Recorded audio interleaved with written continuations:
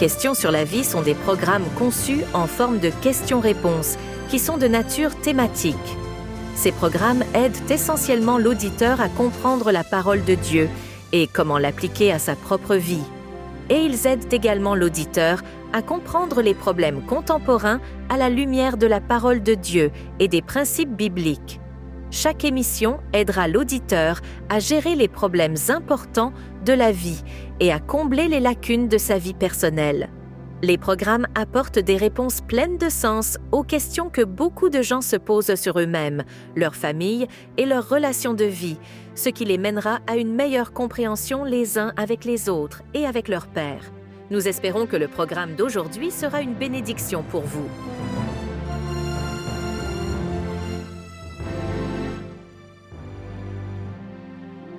Bonjour à tous et bienvenue à notre émission du jour Questions sur la vie présentée par CTTW et Transworld Radio, votre animatrice de l'Ossaman. Nos émissions sont sous forme de questions-réponses que des auditeurs comme vous peuvent se poser sur différents sujets importants, à savoir la vie, la mort, la solitude et bien d'autres. Il aborde également des questions sur Dieu, Jésus, le ciel et la prière. Sachez une chose, aucune question n'est interdite. Nous sommes de nouveau en compagnie de notre invité, le frère Zoué Ephraim. Bonjour frère Zoué. Bonjour Miss Delors et bonjour à tous nos téléspectateurs. Nous sommes là encore aujourd'hui pour répondre à toutes leurs questions. Effectivement. Et sachez que c'est toujours un plaisir de vous recevoir sur notre plateau. Un plaisir partagé. Nous espérons que tous les téléspectateurs seront aussi édifiés par les réponses que notre frère va nous apporter à la lumière de la parole de Dieu. Notre émission d'aujourd'hui va parler des langages de l'amour, les clés d'un mariage merveilleux. Il traite des idées de la parole de Dieu et de la vie liée à l'amour de votre prochain dans le mariage.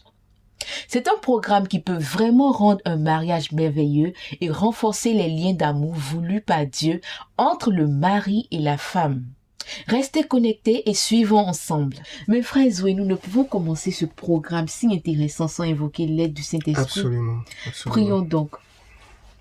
Seigneur Jésus, nous te prions. Sois avec nous. Conduis toutes choses. Permets à ton serviteur de sauver des couples au travers de cette émission. Permets que cette émission puisse aider beaucoup d'auditeurs. C'est au nom de Jésus que nous avons prié. Amen. Amen. Mes frères Zoué, le sujet d'aujourd'hui est tellement important, mais je suis un peu confuse. Très important. D'accord. C'est quoi déjà les langages de l'amour? Alors, Miss Delors, c'est vraiment une très bonne question aujourd'hui pour commencer notre émission. Et pour définir les langages de l'amour, je peux dire qu'il se réfère simplement aux différentes façons dont nous montrons notre amour à une autre personne. Et dans le contexte de ce programme, les langages de l'amour font référence à la façon dont nous exprimons notre amour à notre femme ou à notre mari. Alors, je pense qu'aujourd'hui, on va commencer directement avec les questions de nos auditeurs. Qu'est-ce que l'amour? Qu'est-ce que l'amour? Waouh! C'est une très bonne question et une question fondamentale. L'amour est un mot utilisé de différentes manières. D'accord. Nous disons « j'aime mon chien »,« j'aime la glace »,« j'adore me promener dans le parc »,« j'aime ma mère »,« j'aime mon pays », j'aime regarder la télévision, j'aime Dieu. Encore une fois, dans le contexte de ce programme, il est bon de comprendre que l'amour fait référence au lien profond entre le mari et la femme. Donc, il est bon de recadrer les choses. Nous sommes dans un contexte bien défini. Il s'agit de l'attachement émotionnel et de l'attention qu'une personne a pour son partenaire de mariage. D'accord. L'amour signifie être profondément engagé et connecté à notre partenaire de mariage. Le mot grec agapao est la meilleure expression et la plus importante de l'amour. l'amour agapé est l'amour que nous avons pour notre femme ou pour notre mari sans nous attendre à recevoir quoi que ce soit en retour. Notre amour pour notre mari ou notre femme est enraciné dans l'amour que Dieu a pour chacun de nous et est le reflet de cet amour-là. Dans la parole de Dieu, nous lisons « Et cet amour consiste non pas en ce que nous avons aimé Dieu, mais en ce qu'il nous a aimés et a envoyé son Fils comme victime expiatoire pour nos péchés. » Miss Delors, l'amour est sacrificiel. Effectivement.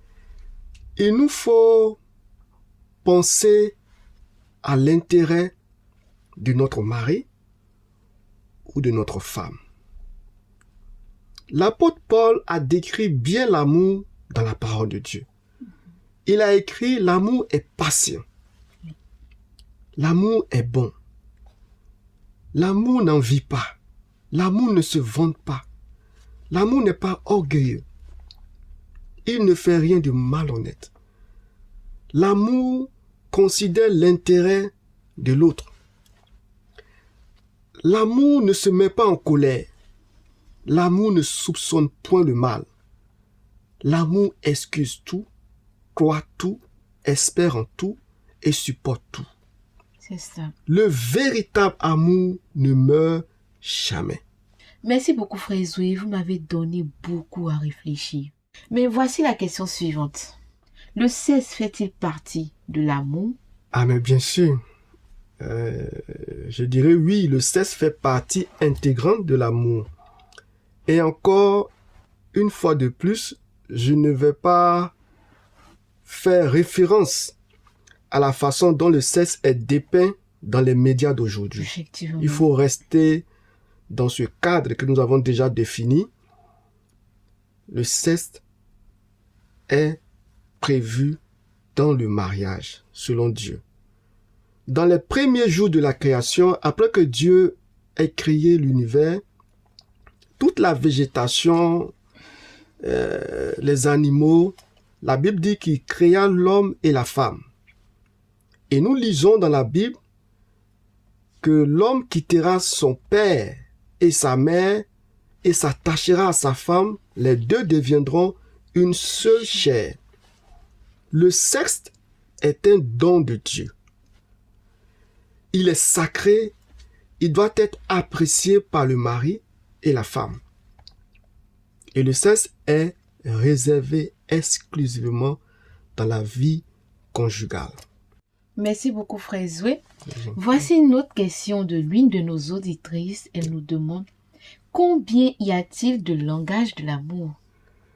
Alors, il existe de nombreuses façons de montrer notre amour à notre femme ou à notre mari, mais dans toutes ces façons, nous pouvons retrouver 5 points principaux. Il y a donc 5 langages d'amour de base. D'accord, mais quels sont ces 5 langages d'amour donc? Alors, ne vous inquiétez pas, on va prendre le temps de déballer, voilà, tout. Je tous pense ces que 5, tous nos téléspectateurs sont impatients de connaître les 5 langages de oui, l'amour. absolument, absolument. Et le reste de l'émission sera consacré à 4 d'entre eux et nous traiterons chacun d'eux en détail. D'accord. Voilà. Voici donc les 5 langages que nous pouvons retrouver dans une relation conjugale. Les paroles valorisantes. Effectivement. Le temps de qualité. Donner et recevoir des cadeaux. Les actes de service. Et enfin, le toucher physique est le dernier. Ces 5 langages de l'amour existent depuis le temps, je peux dire depuis le début de la civilisation humaine. Nous avons le docteur Gary Chapman, qui était un disciple de Jésus et érudit de la Bible. Et il était un conseiller matrimonial et auteur. Cet homme a reconnu pour la première fois ces 5 langages de l'amour et les a identifiés. il y a eu de nombreuses années lors de son travail en anthropologie avec des couples mariés. Il a travaillé et conseillé des couples mariés pendant plus de 50 ans. Et donc, cet homme a écrit de nombreux livres sur le sujet, dont les 5 langages de l'amour. D'accord.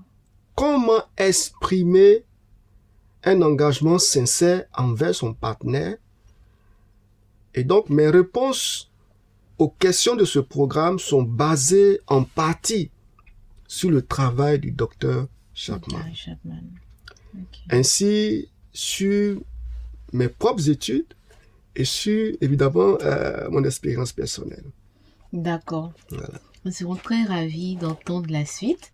Il y a une auditrice qui nous envoie sa question. Elle nous demande, êtes-vous sûr que les 5 langages de l'amour existent dans tous les pays et dans toutes les cultures? Pour autant que nous sachions, le concept des 5 langages de l'amour est valable dans tous les groupes culturels du monde. Effectivement. Le livre Les 5 langages de l'amour a été traduit dans 50 langues Wow. du monde et il se rapporte à toutes les cultures. Bien sûr, il y a des adaptations culturelles dans la façon dont nous nous exprimons. Et par exemple, les types de contact physique dans une culture peuvent ne pas convenir dans une autre culture, mais le toucher reste un moyen fondamental de communiquer l'amour à notre conjoint. Naturellement. Mais qu'entend-on exactement par parole valorisante? Alors, les paroles valorisantes sont des déclarations que nous faisons à notre conjoint D'accord. et qui, bien évidemment, sont des paroles qui édifient non seulement le conjoint, mais qui nous édifient aussi. Ce sont des compliments et des expressions de reconnaissance. Parfois, le mari et la femme peuvent se prendre pour acquis et ne pas exprimer leur amour. Nous ne devons pas être comme cet homme qui dit à sa femme je t'aime aujourd'hui et lorsque je ne t'aimerai plus, je te le ferai savoir. Ce n'est pas un bon exemple à suivre. Un mariage fort et sain ne peut pas prospérer lorsque le mari et la femme s'agitent, se critiquent, se réprimandent, se détruisent mutuellement. La parole de Dieu dit: une femme querelleuse est comme un ruissellement constant un jour de pluie.